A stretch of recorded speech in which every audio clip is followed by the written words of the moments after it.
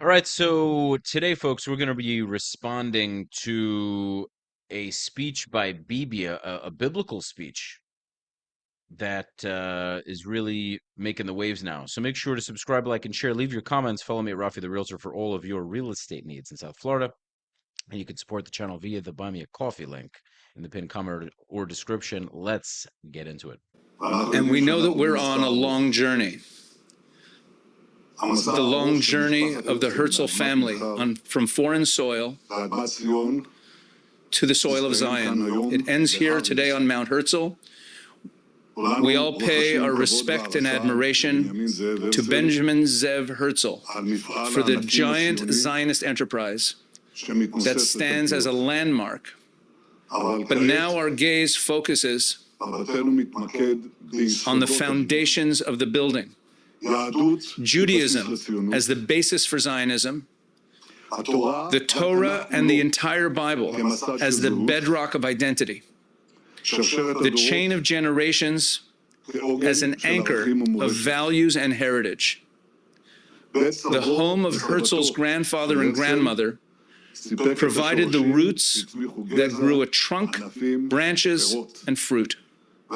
This was not a simple process because the 19th century greatly challenged traditional Judaism in its encounter with modernity. And the Herzel family, too, was affected by the tension between tradition and enlightenment. Grandfather and grandmother provided the roots that grew a trunk, branches, and fruit. This was not a simple process because the 19th century greatly challenged traditional Judaism in its encounter with modernity. Herzl created the conditions that brought us to the promised land. He did it with genius, with determination, and with an upright stance. He also did it in a very practical way, with great pragmatism. And the combination of vision and practicality set Herzl apart. He was, in fact, the first Jewish statesman in the modern era who acted on behalf of the Jews. There were Jewish statesmen, but they didn't act on behalf of the Jews. Because the prayers that were habitual to Herzl's grandfather, Shimon Leib, and his grandmother, Rivka, in the diaspora, may our eyes behold your return to Zion in mercy. These prayers and dreams became for their grandson a practical plan of action that changed the direction of Jewish history. Herzl stood proudly before rulers who decided fates, and he tried to reach them with a partnership of interests. He didn't always succeed. He tried with the Kaiser, he tried with the Turkish Sultan, he tried with magnates of the world and others. He also sought to save us from the rising tide of anti-Semitism because he sensed the force of the danger approaching us. And above all, Herzl planted in us the belief that we must take our fate into our own hands, with daring, with determination, with courage. That was true then, and it is no less true today. But you also have to unite forces in time, to unite forces on the things that require unity. And he was not naive. He understood that there are disagreements among human beings, certainly in a democracy. That's the very essence, resolving disagreements and disputes at the ballot box, or in a debate, or in compromise. And no one's naive. I'm not naive either. We're in an election campaign. There will be arguments. Know that. But I believe that the unity among us is far broader than is commonly thought. Today I was at the Bakum, the induction and sorting base, and I met soldiers being drafted, coming from all parts of the country, from the city, from the village, religious, secular, all of them, Jews and non-Jews. and I saw how they are united in the mission. Not because they don't have different opinions on many things, but on the main things they understand that our state, the Jewish state, which grants equality and rights to non-Jews, the only one in the region who does so, that the Jewish state is under attack, that we're fighting here for the nation state of the Jewish people.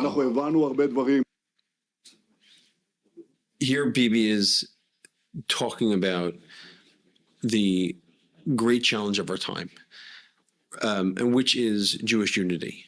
And we commonly think that Jewish unity means something like uniformity, or something like, no, we just can't really disagree about important things. And so what happens is that the people who yell the loudest, many times they get their say, because the other side is like, look, do we really need to fight over this? And so it just becomes this dynamic where the loudest person wins. And eventually what happens is that, if one side is too loud, then the other side will eventually just become too loud as well. Rabbi Jonathan Sacks, the first book that he wrote, not the first book that he published, but the first book that he wrote, is called One People with a question mark. And the conclusion of the book is that becoming one people again is actually a lot more complicated than people are actually acknowledging, because there are fundamental disagreements about worldview. And the book kind of ends on like a little bit of a pessimistic note. And what I think that, and Rabbi Sacks gives voice to the fact that the Jewish community spends all this money and all this time talking about Jewish unity and having Jewish unity events, and yet we know that when you look at the actual results, the program might be really, really nice, but when you look at the actual results, there is a continuing, growing divide within the Jewish people. And Bibi here, I think, is laying out an important framework, and that is, we should not expect there to be no disagreements. We should not expect uniformity, and we should not expect that there isn't even going to be disagreements about some deeply important matters. However, there is a foundation for Jewish unity, and the foundation of Jewish unity is what we can call coalition building, and that is, yes, we disagree, but because we agree on certain fundamentals, the need for a Jewish state, and because we agree on other, critical concepts, then we are able to work together. So what is the army? The army is, and I have 2 kids in the army now, the army is a place where you have religious and non-religious, wealthy and poor, Ashkenazi and Sephardi, all working together. Do they agree on politics? No. A lot of the time they don't even discuss politics. I think Bibi's speech is incredibly powerful. And unfortunately, we're seeing a lot of Jews out of New York, for example, the Jews for Mamdani, the woke progressive Jews, the people that I always mention, because they are constantly giving people who hate us fuel.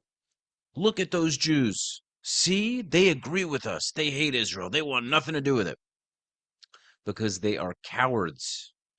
But what's funny is that those are the same Jews you'll blame when it comes to progressivism, wokeism, pushing things in Hollywood, anti-conservative, anti-religious values.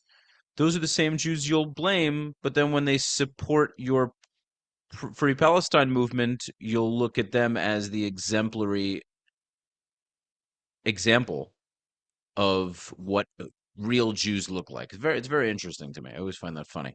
It's like Hasidic Ashkenazi Jews are fake Jews, but the Neturei Karta, who are the ones that hold up Free Palestine signs and meet with Iranian leaders, those are the real Jews. When I'll see them, people commenting, "Oh, thank you, Rabbi, for standing up for Palestine. You're the real Jew." Right, but if he didn't stand up for Palestine, he would be a fake Khazar. It's very funny how that works. So Bibi is, you know, somebody who obviously has his faults, has made mistakes, no question about that. However, he is someone that, despite his religious observance, and I don't know exactly what level that religious observance is, it seems to me that after October 7th, he's connected more with God. He understands that you can't differentiate the two. even if you're not the most religious person, all of what Israel and the Jewish people are has everything to do with God, because we wouldn't be here and we wouldn't have survived if not for his intervention. So I think that acknowledgement has changed the way he makes decisions. Now, I say that hoping that with Gaza, annexation is part of the plan in the near future because it's the only way forward for both sides. But it's just interesting to see him giving these speeches about Herzel and the Jewish future, the plan for strong Jewish unity, for protecting ourselves. We've thought that other groups, other civilizations would protect us, and we've learned that that isn't the case. Some of us, unfortunately, don't seem to learn that, but I think the majority of Jews understand that fundamentally. Leave your thoughts in the comments. Follow me at Rafi the Realtor for all of your real estate needs in South Florida, and you can support the channel via the Buy Me a Coffee link in the pinned comment or description. I hope to have you tune in to the next video. Until next time, peace.